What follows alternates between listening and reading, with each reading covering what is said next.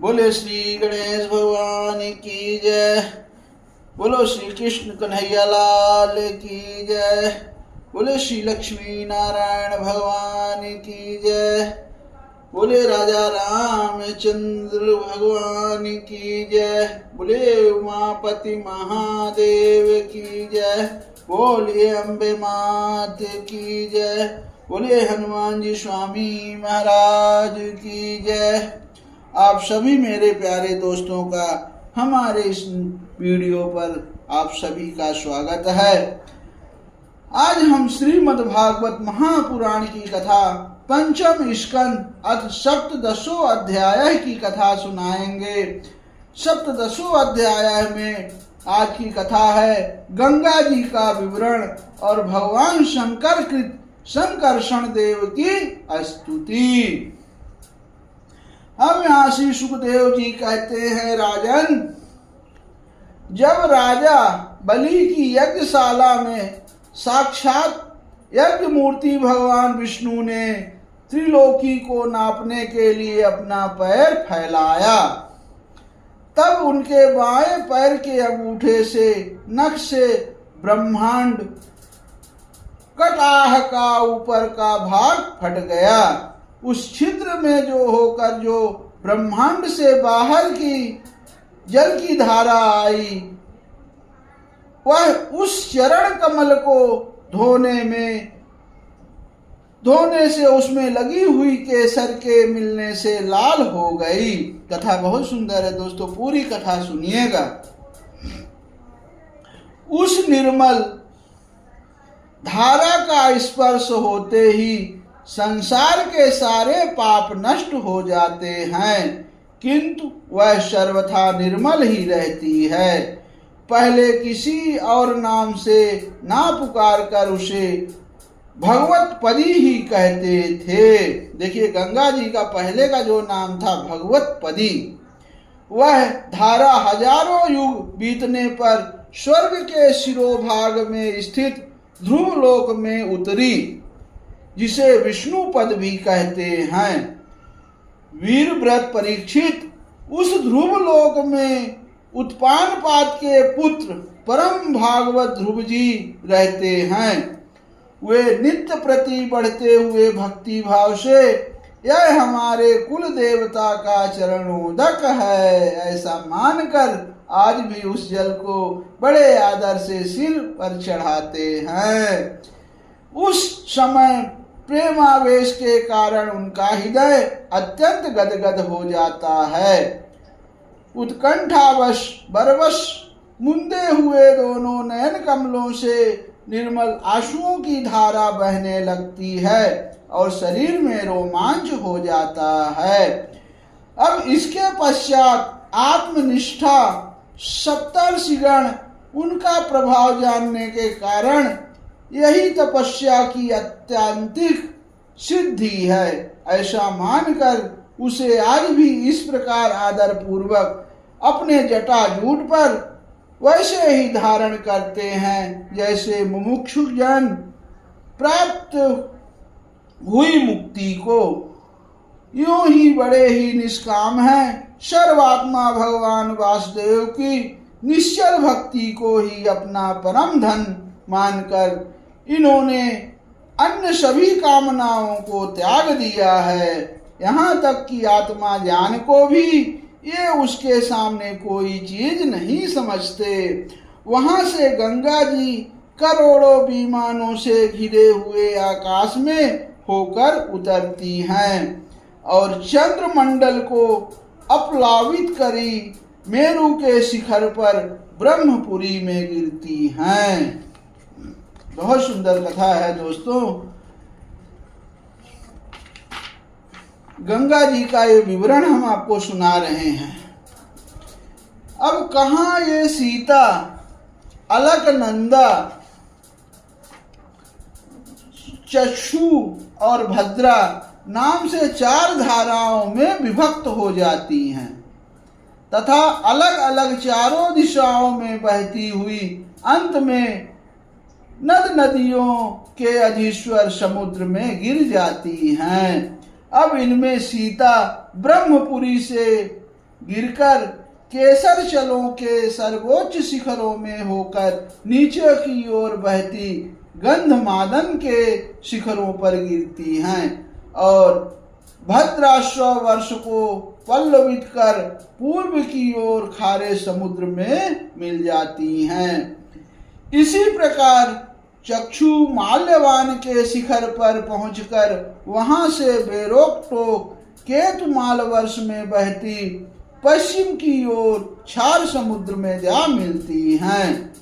अब भद्रा मेरु पर्वत के शिखर से उत्तर की ओर गिरती हैं तथा एक पर्वत से दूसरे पर्वत पर जाती अंत में सिंग्रवान के शिखर से गिरकर उत्तर कुरु दिशा में होकर उत्तर की ओर बहती हुई समुद्र में मिल जाती हैं। अलकनंदा ब्रह्मपुरी से दक्षिण की ओर गिरकर अनेकों गिरि शिखरों को लांघती हेमकूट पर्वत पर पहुंचती है। वहां से अत्यंत तीव्र वेग से हिमालय के शिखरों को चीरती हुई भारतवर्ष में आती है। देखिए बहुत सुंदर कथा है। और फिर दक्षिण की ओर समुद्र में जा मिलती हैं। उसमें स्नान करने के लिए आने वाले पुरुषों को पद पद पर अश्वमेध और राजसूय आदि यज्ञों का फल भी दुर्लभ नहीं है। बताइए, गंगा में स्नान करने से इतने बड़े बड़े पुण्य जो अश्वमेध यज्ञ और राजसूय यज्ञ में नहीं मिलता है, वो गंगा स्नान में मिलता है। प्रत्येक वर्ष में मेरु आदि पर्वतों से निकली हुई और भी सैकड़ों नद नदियां हैं। अब इन सब वर्षों में भारतवर्ष ही कर्म भूमि है। श्रेष्ठ 8 वर्ष तो स्वर्गवासी पुरुषों के स्वर्ग भोग से बचे हुए पुण्यों को भोगने के स्थान हैं। इसलिए इन्हें भूलोक के स्वर्ग भी कहते हैं। अब वहां के देवतुल्य मनुष्यों की मानवीय गणना के अनुसार 10,000 वर्ष की आयु होती है।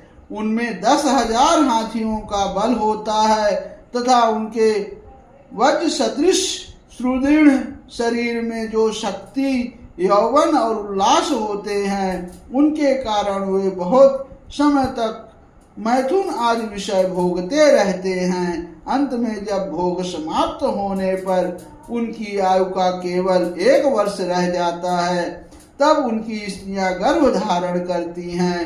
इस प्रकार वहां सर्वदा त्रेतायुग के समान समय बना रहता है। बहुत सुंदर कथा। अब आगे है, वहां ऐसे आश्रम, भवन और वर्ष, पर्वतों की घाटियां हैं जिनके सुंदर वन उपवन, सभी ऋतुओं के फूलों के गुच्छे, फल और नूतन पल्लवों की शोभा के भार से झुकी हुई डालियों और लताओं वाले वृक्षों से सुशोभित हैं। वहां निर्मल जल से भरे हुए ऐसे जलाशय भी हैं जिनमें तरह तरह के नूतन कमल खिले रहते हैं और उन कमलों की सुगंध से प्रमुदित होकर राजहंस, जलमुर्ग, करांडव, सारस और चकवा आदि पक्षी तरह तरह की बोली बोलते हैं तथा विभिन्न जाति के मत वाले भौरे मधुर मधुर गुंजार करते रहते हैं। इन आश्रमों, भवनों, घाटियों तथा जलाशयों में वहां के देवेश्वर गण परम सुंदरी देवांगनाओं के साथ उनके कामोन्द मंद सूचक हास विलास और लीला कटाक्षों से मन और नेत्रों के आकृष्ट हो जाने के कारण जल क्रीड़ा आदि नाना प्रकार के खेल करते हुए स्वच्छंद विहार करते हैं तथा उनके प्रधान प्रधान अनुचरण गण अनेक प्रकार की सामग्रियों से उनका आदर सत्कार करते रहते हैं। इन 9 वर्षों में परम पुरुष भगवान नारायण वहां के पुरुषों पर अनुग्रह करने के लिए इस समय भी अपनी विभिन्न मूर्तियों से विराजमान रहते हैं। इलावृत वर्ष में एकमात्र भगवान शंकर ही पुरुष हैं और श्री पार्वती जी के शाप को जानने वाले कोई दूसरा पुरुष वहां प्रवेश नहीं करता। माता पार्वती का वहां श्राप है, कोई दूसरा प्रवेश नहीं करता। वहां जो भी जाता है वो औरत ही बन जाता है, क्योंकि वहां जो जाता है वही स्त्री रूप हो जाता है। अब इसका प्रसंग का हम आगे 9वें स्कंध में वर्णन करेंगे। वहां पार्वती एवं उनकी अरबों खरबों दासियों से सेवित भगवान शंकर परम पुरुष परमात्मा की वासुदेव, प्रद्युम्न, अनिरुद्ध और संकर्षण संजक चतुर्व्यूह मूर्तियों में से अपनी करुणा रूप संकर्षण नाम की तमह प्रधान चौथी मूर्ति का ध्यान स्थित मनोमय विग्रह के रूप में चिंतन करते हैं और इस मंत्र का उच्चारण करते हुए इस प्रकार स्तुति करते हैं। अब देखिए स्तुति कर रहे हैं भगवान शंकर, कहते हैं ओम, जिनमें सभी गुणों की अभिव्यक्त होती है उन अनंत और अव्यक्त मूर्ति ओमकार परम पुरुष श्री भगवान को नमस्कार है। भजनीय प्रभु, आपके चरण कमल भक्तों को आश्रय देने वाले हैं तथा आप स्वयं संपूर्ण ऐश्वर्यों के परम आश्रय हैं। भक्तों के सामने आप अपना भूत भावन स्वरूप पूर्णतः प्रकट कर देते हैं तथा उन्हें संसार बंधन से भी मुक्त कर देते हैं, किंतु अभक्तों को उस बंधन में डालते रहते हैं। आप ही सर्वेश्वर हैं, मैं आपका भजन करता हूँ। प्रभु, हम लोग आप हमारी दृष्टि प्रभु हम लोग क्रोध के आवेग को नहीं जीत सके हैं तथा हमारी दृष्टि तत्काल पाप से लिप्त हो जाती है, परंतु आप तो संसार का नियमन करने के लिए निरंतर साक्षी रूप से उसके सारे व्यापारों को देखते रहते हैं, तथापि हमारी तरफ आपकी दृष्टि पर उन माइक विषयों तथा चित्त की वृत्तियों को नाम मात्र को भी प्रभाव नहीं पड़ता। ऐसी स्थिति में अपने मन को वश में करने की इच्छा वाला कौन पुरुष आपका आदर ना करेगा। आप जिन पुरुषों को मधु आस्वादि पान के कारण अरुण नयन और मतवाले जान पड़ते हैं, वे माया के वशीभूत होकर ही ऐसा मिथ्या दर्शन करते हैं तथा आपके चरण स्पर्श से ही चित्र चंचल हो जाने के कारण नाग पत्नियां लज्जावश आपकी पूजा करने में असमर्थ हो जाती हैं। वेद मंत्र आपको जगत की उत्पत्ति, स्थित और लय का कारण बताते हैं, परंतु आप स्वर्ग इन तीन विकारों से रहित हैं, इसलिए आपको अनंत कहते हैं।